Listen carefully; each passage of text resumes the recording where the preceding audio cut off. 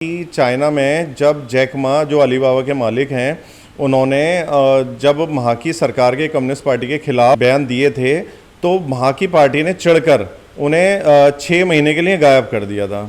अब उन्हें कूटा मारा वो किसी को नहीं पता। अगर ट्रेड डील हमारी साइन हो जाती है, ट्रेड एग्रीमेंट हमारा साइन हो जाता है अमेरिका के साथ, तो हमें बिल्कुल भी घबराने की ज़रूरत नहीं है। और क्योंकि इनका झगड़ा अभी बहुत ज़्यादा चरम पे है, मुझे अभी बहुत जल्दी शॉर्ट आउट होते हुए नहीं लगता। पैसे वाला कोशिश ये करता है कि पावर उसके पास आ जाए, तो इसलिए वो पॉलिटिशियन से गठजोड़ करते हैं। क्योंकि मैंने जैसे स्टार्टिंग में बताया, उसे अपने नई यूनिट्स लगानी है, नए कंट्रीज में बिजनेस करना है, नए प्रोडक्ट्स में आना है और अपने पैसे पे जो वो कमा रहे हैं और जो बड़ा पॉलिटिशियन होता है तो उससे महाकमीना, महाबदमाश, महाबदतमीज़ कोई हो ही नहीं सकता। नमस्कार दोस्तों, अजय स्टार्क में आपका फिर एक बार स्वागत है।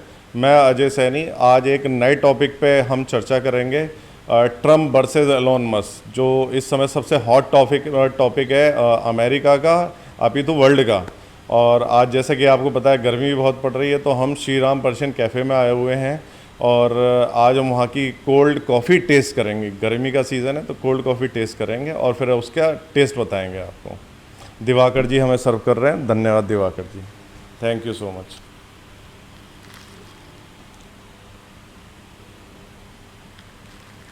उम्दा, शानदार, लाजवाब, मज़ा आ गया दिवाकर जी। हमारे साथ फिर एक बार दिवाकर जी हैं। दिवाकर जी आपका बहुत बहुत स्वागत है। बहुत धन्यवाद भैया, आपने फिर से एक बार बुलाया है और बहुत ही ज़्यादा आज का जो टॉपिक है बहुत इम्पोर्टेंट टॉपिक है। पूरी दुनिया इसके बारे में बात कर रही है, पूरा ट्विटर इससे जाम हुआ पड़ा है और ये चीज़ लोगों तक जानना भी ज़रूरी है। कुछ लोग को पूरी नॉलेज है, कुछ लोगों को नई नॉलेज है और कुछ लोग ये जानना चाहते हैं कि ये दोनों साथ में क्यों आए हैं, इनका मोटिव क्या था और इनमें लड़ाई क्यों हो गई है। तो यही चीज़ मैं आपसे पूछना चाहता हूँ क्योंकि ये सच में मैं भी जानना चाहता हूँ। क्योंकि जब when two businessmen get clashed and one businessman is a politician, especially he is a president, तो ये बहुत ज़्यादा इंपॉर्टेंट हो जाता है। तो सबसे पहले भैया जो मेरा प्रश्न है, जो क्वेश्चन है, वो इस चीज़ को लेके है कि ट्रम्प और इलॉन मस्क की शुरुआत कहाँ से हुई थी। मतलब ये अचानक से इतने करीब कैसे आ गए, फिर इन्होंने इलेक्शन लड़ा और इलेक्शन लड़ने के बाद उसको उन्होंने विभाग दे दिया। तो ये सब चीज़ कैसे शुरुआत होती है। तो मुझे पहले आप ये बताइएगा कि इलॉन मस्क का और ट्रम्प का रिलेशनशिप जो है वो किस तरीके से शुरुआत करी गई है, हुई है। जैसा आपने कहा कि ये बहुत हॉट टॉपिक है, इसमें कोई शक नहीं है। और दो बड़ी हस्तियां आपस में लड़ रही हैं। वर्ल्ड की नंबर 1 इकनॉमी, सबसे ताकतवर कंट्री, उसका प्रेसिडेंट और वर्ल्ड का सबसे अमीर आदमी जिस पे सबसे ज़्यादा पैसा है और उसने अपने दिमाग से वर्ल्ड के लगभग हर जगह झंडे गाड़ दिए। चाहे वो टेस्ला के माध्यम से हो, स्पेसएक्स के माध्यम से हो, चाहे वो न्यूरालिंक के माध्यम से हो या अन्य, क्योंकि बहुत लंबी लिस्ट है इनकी। मैं आपको बताऊं कि आप ये जो कह रहे हैं कि इनका आपस में ये जुड़ाव कैसे हुआ। इनका जुड़ाव ऐसे हुआ, आप ये देखो कि जब भी कोई बड़ा बिजनेसमैन होता है या कोई बड़ा पॉलिटिशियन होता है तो बिजनेसमैन को नीड होती है पावर की। उसे पावर की नीड इसलिए होती है जिससे कि वो अपना बिजनेस ग्रो कर पाए, उसे नए नए कॉन्ट्रैक्ट मिले, नए नए वो यूनिट्स ऐड करे अपनी, या नए नए सेक्टर में जाए वो अपनी। पॉलिटिशियन को क्या ज़रूरत होती है, पॉलिटिशियन की ज़रूरत होती है मेन चीज़ की, कि जब भी हम इसे बोलें ये हमारे लिए फ़ंड की व्यवस्था करवा दे। क्योंकि ट्रम्प के पास पावर है, इलॉन मस्क के पास पैसा है और पावर और मनी दोनों एक दूसरे के पूरक हैं। जहाँ मनी होती है वहाँ पावर होती है, जहाँ पावर होती है वहाँ पे मनी और पावर दोनों हैं। तो मनी को हमेशा पावर की ज़रूरत होती है। हमारे बड़े बूढ़ों ने हमेशा कहा है कि जिसके पास सत्ता होती है या जिसके पास पावर होती है, पावर एक ऐसी चीज़ है कि उसका जो नशा है, उसका नशा इतना खतरनाक होता है कि वो सही गलत में फ़र्क नहीं करता। बस वो ये देखता है कि अगर हम चीज़ को यस कह रहे हैं तो सामने वाले को भी यस बोलना है। अगर वो नो कह रहा है और हम यस कह रहे हैं, पावर वाले यस कह रहे हैं जो पावर में बैठे हैं, बेशक वो एथिकली जो नो कह रहा है वो सही हो, लेकिन वो फिर भी उसे पनिश करेगा। आप इसी के साथ दूसरा कि जब एलॉन मस्क जिस पे पैसा है, पैसे के बारे में बड़ू बूढ़ों ने कहा है हमारे कि पैसा एक डरपोक कौम है। डरपोक कौम इस सेंस में कि जिसके पास पैसा होता है वो हमेशा डर के रहता है। तो पैसे वाला कोशिश ये करता है कि पावर उसके पास आ जाए, तो इसलिए वो पॉलिटिशियन से गठजोड़ करते हैं। क्योंकि मैंने जैसे स्टार्टिंग में बताया, उसे अपने नई यूनिट्स लगानी है, नए कंट्रीज में बिजनेस करना है, नए प्रोडक्ट्स में आना है, और अपने पैसे पे जो वो कमा रहे हैं उस पर कम वो लगे, टैक्स लगे और उसे सब्सिडी ज़्यादा मिले, तो वो इसलिए इन्हें हाथ मिलाते हैं। तो एलॉन मस्क साहब को ट्रम्प की ज़रूरत थी और ट्रम्प को एलॉन मस्क की ज़रूरत थी, जिससे कि वो उसके इलेक्शन में फंड कर सके। अब आप ये देखो कि ऐसा कहा जा रहा है कि $300 मिलियन के आसपास एलॉन मस्क ने इस चुनाव में लगाए हैं ट्रम्प को जिताने के लिए, रिपब्लिकन्स को जिताने के लिए उन्होंने $300 मिलियन लगाए हैं उसमें। ये इतनी बड़ी रकम है, बहुत बड़ी रकम है। अब इनका क्लैश का मेन कारण क्या था? क्लैश का इनका मेन कारण जो मुझे समझ में आ रहा है, क्योंकि अभी पीछे आप ये देखो इनके कैबिनेट ने ट्रम्प साहब के एक की जो सब्सिडी हम ईवी पे देते थे वो सब्सिडी हटा दी उन्होंने, और सबसे ज़्यादा सब्सिडी जो दी जा रही थी वो ईवी को दी जा रही थी, ईवी सेक्टर को, जो आपका ई व्हीकल है, और वो टेस्ला ही बनाती है। तो एक तो जैसे ही उन्होंने वहाँ से सब्सिडी हटाई, अभी जो गाड़ी वहाँ पे सपोज एक आंसर वो ले लो, एक एग्जांपल, जो 35 लाख की गाड़ी होती थी उस पर 5 लाख सरकार सब्सिडी देती थी और तो 30 लाख की पड़ती थी अमेरिकन्स को, लेकिन आज की डेट में वो उन्हें फिर से वो 35 लाख की पड़ रही है।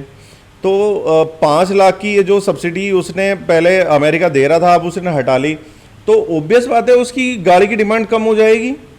जब गाड़ी की डिमांड कम हो जाएगी तो भाई जो दूसरे कंपटीटर हैं, जैसे चाइना का BYD है, या उसका है वोल्क्सवैगन है, या MG बाली है जो ब्रिटेन की कंपनी है, या जर्मनी की कंपनियां हैं, तो उन गाड़ियों को एज मिल जाएगा। इस चक्कर में एलॉन मस्क का शेयर टूट गया 10-12%, तो उससे उसे $150-200 बिलियन का तो नुकसान हो गया उसे। एक झटके में ट्रंप ने उसे नुकसान कर दिया।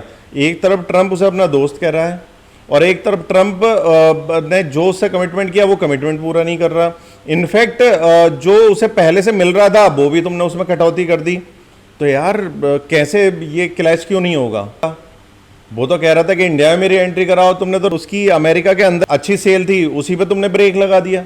और दूसरा इंडिया से ये बार बार ट्रंप के माध्यम से ये कहलवा रहे हैं कि भाई इंडिया से बात करो और हमारी टेस्ला की एंट्री कराओ, लेकिन ट्रंप साहब उस पर एंट्री नहीं दे रहे इन्हें। भैया मैं इस चीज़ को लेके एक सवाल आपसे यहाँ पर करना चाहूँगा। जैसे कि आप कह रहे हैं कि जो ट्रंप ने वो वादे पूरे नहीं करे, जो इनके बीच में कमिटमेंट हुआ था या एग्रीमेंट हुआ था कि भाई मैं तेरे को ये प्रॉफिट दूंगा, तू मुझे जो है सपोर्ट कर, पैसा फंडिंग कर, वो चीज़ ट्रंप ने नहीं करी। लेकिन क्यों नहीं करी? सबसे बड़ी बात ये आती है कि आखिर ट्रंप ऐसा क्यों कर रहा है? क्या वो सनकी है या फिर उसके पीछे कुछ उसका और मोटिव है, कोई दूसरा व्यक्ति उससे ऐसा करवा रहा है? ये कॉन्स्पिरेसी है क्या एक्चुअली? आपने बिल्कुल सही क्वेश्चन पूछा दिवाकर जी। दिवाकर जी आप ये देखो कि आपने आज नॉर्मल अमेरिकन से आप पूछोगे कि आज का बादशाह कौन है, अमेरिका का बादशाह कौन है, तो वो ट्रंप को नहीं बोलेगा, वो सबसे पहले बोलेगा इलॉन मस्क को। क्योंकि इलॉन मस्क की हमने ऐसी वीडियो देखी है कि उसका लड़का वाइट हाउस में घूम रहा होता है, छोटा सा बच्चा उसका, और ट्रंप टोपी पहन रहा होता है, ट्रंप की टोपी गिरा देता तो हमने ऐसी वीडियो भी देखी है। और हमने ऐसी भी देखी है कि ट्रंप बात कर रहा है और ट्रंप बात कर रहा है, एलॉन मस्क बीच में उसे टोकाटाकी कर रहे हैं। तो कहीं ना कहीं जो आम अमेरिकन के दिल में ये बात बैठ चुकी है कि प्रेसिडेंट ट्रंप ना हो करके प्रेसिडेंट एलॉन मस्क है, सरकार वो चला रहा है। तो इसलिए ये बात ट्रंप एक जो कि माना जाता है कि बहुत अनएक्सपेक्टेड नेता है, बहुत ही सनकी है, कब क्या डिसीजन ले ले उसे खुद को नहीं पता।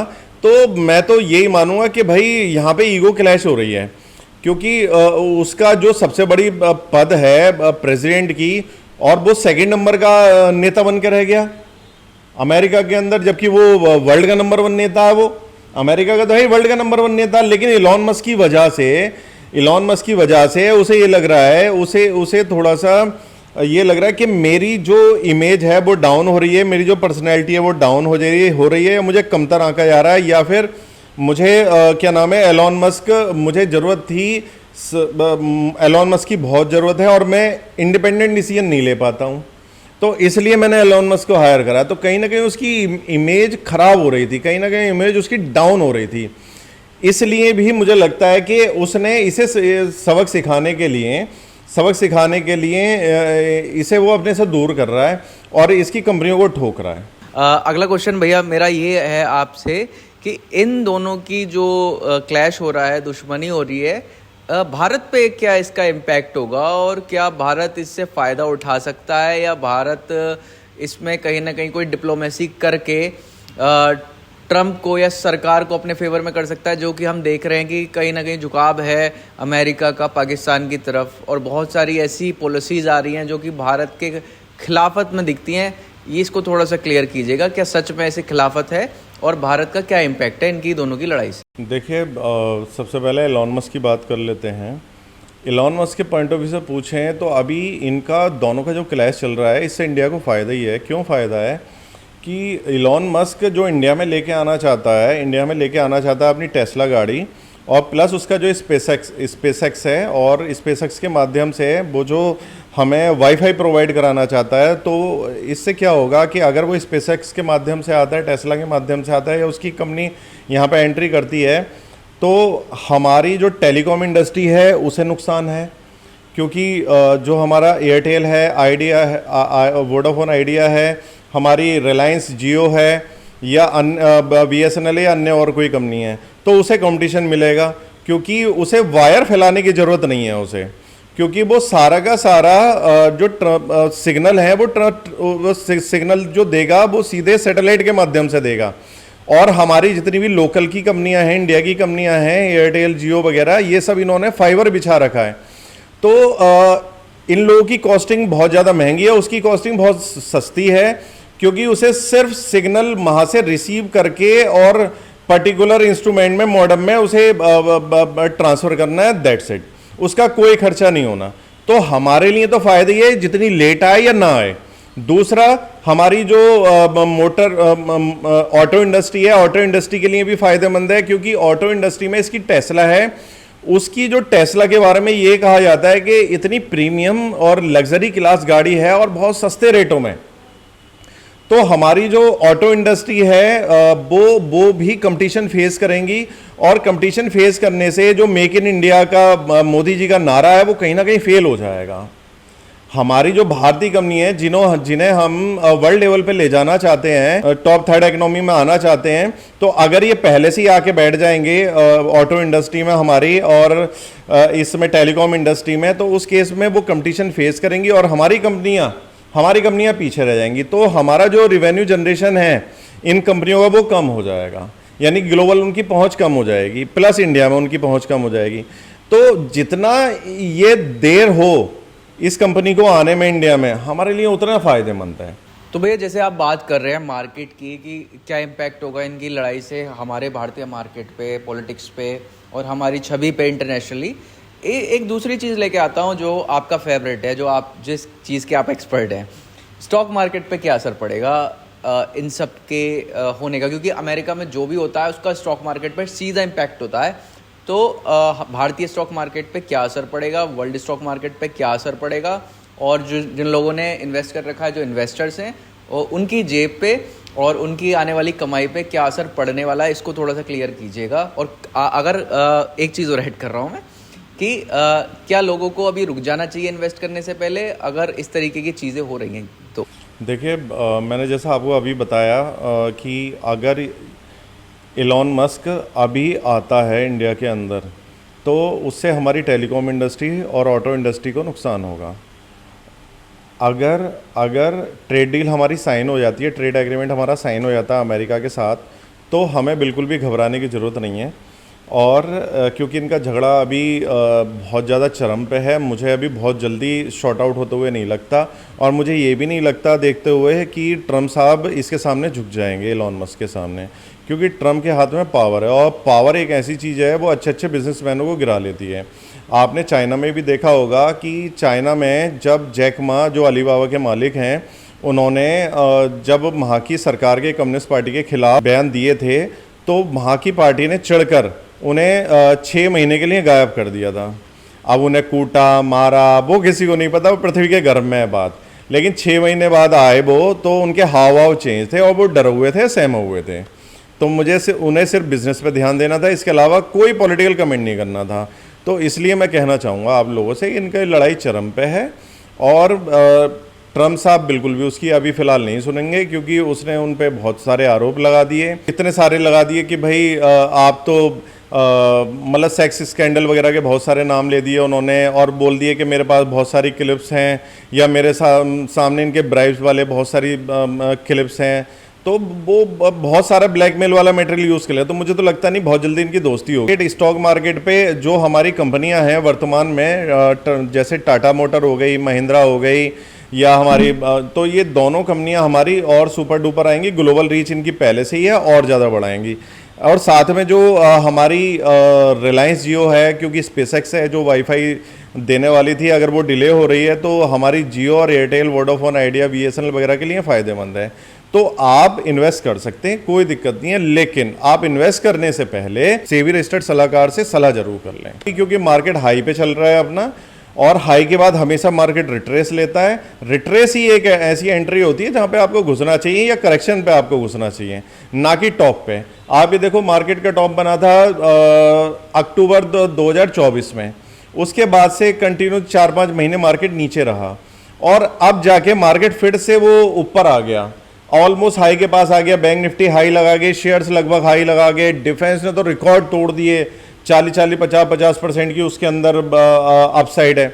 तो ये हमेशा चलता रहता है। तो अभी जब भी आप इन्वेस्ट करें, सोच समझ के करें। फिलहाल उस चीज़ से हमें कोई डरने की जरूरत नहीं है, हमारी किसी कंपनी पे कोई इम्पैक्ट नहीं आने वाला, और ये जितना लंबा खींचेगा उतना इंडिया का फायदा, सब्जेक्ट टू कि आप अमेरिका से जल्दी से ट्रेड डील कर लें और इलॉन मस्क की एंट्री ना हो, क्योंकि इलॉन मस्क को एंट्री बिल्कुल नहीं चाहेगा इस समय ट्रम्प साहब। तो मेरा क्वेश्चन भैया आखिर में ये है कि बहुत ज़्यादा सुनने में आ रहा है, इवन इलॉन मस्क ने भी ये ट्वीट करा है कि अब वो जो है ट्रम्प के कंपटीशन में अपनी पॉलिटिकल पार्टी उतारने वाला है।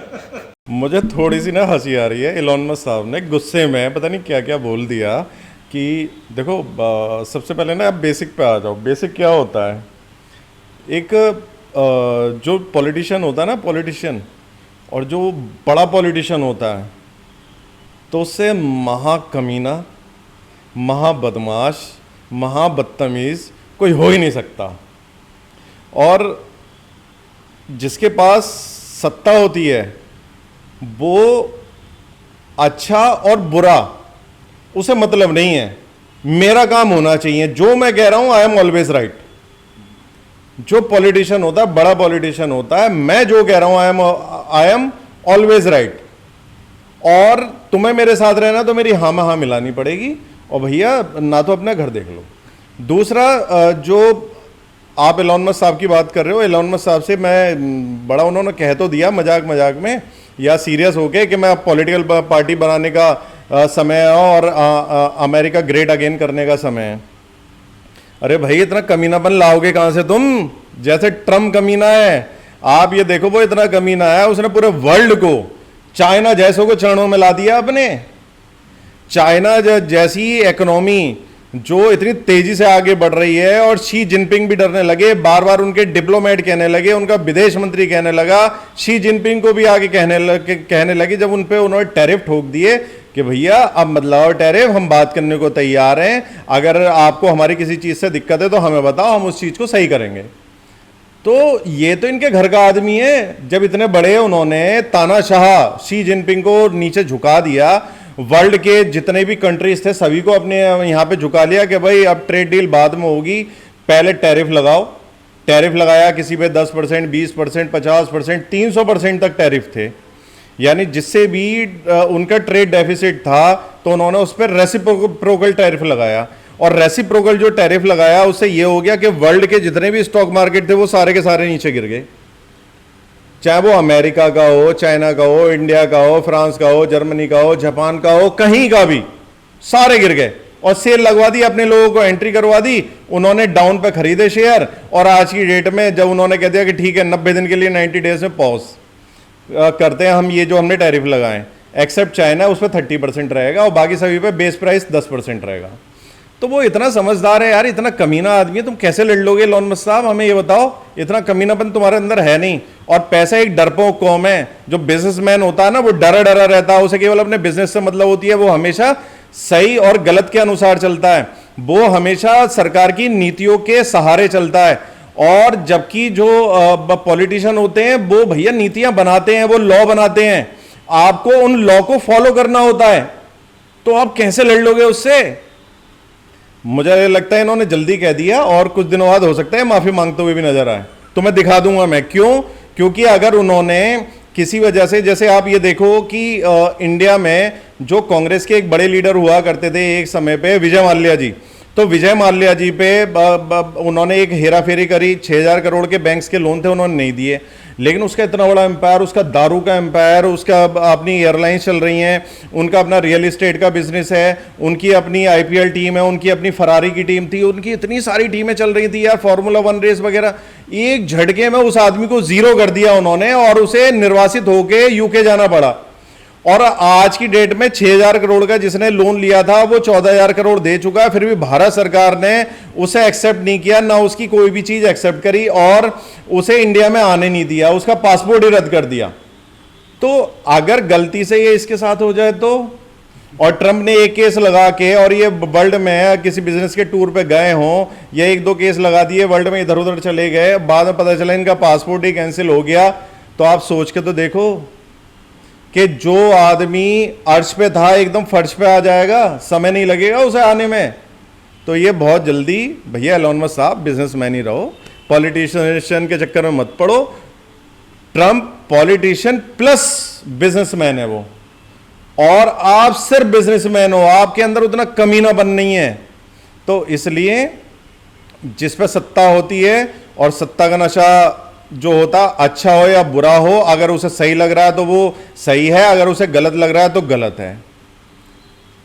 तो इसलिए एलोन मस्क साहब ने जो कहा मैं पॉलिटिकल पार्टी बनाऊंगा, ये एक शिफूगा है और इसमें मुझे नहीं लगता कोई दम है। ये बाद में हो सकता है राम राम करने खुद ही पहुंच जाए। धन्यवाद दोस्तों आप सभी का समय देने के लिए। हमने इस टॉपिक पे बात करी। आपका कोई भी सजेशन हो, कोई भी आपको लगा हो इसमें हमसे कोई बात छूट गई है तो आप कमेंट कर सकते हैं। अगर आप किसी अन्य टॉपिक पे चाहते हैं कोई हम कंटेंट बनाना या किसी और पे पॉडकास्ट करना आप चाहते हैं कि हम करें, तो आप उसे प्लीज़ कमेंट में ज़रूर लिखें, जिससे कि हम उस पर भी काम करें आगे। और अगली बार मिलते हैं। और दिवाकर जी बहुत बहुत धन्यवाद आपका। मिलते हैं नेक्स्ट वीडियो में। प्लीज़ कमेंट, शेयर, लाइक ज़रूर करें। धन्यवाद।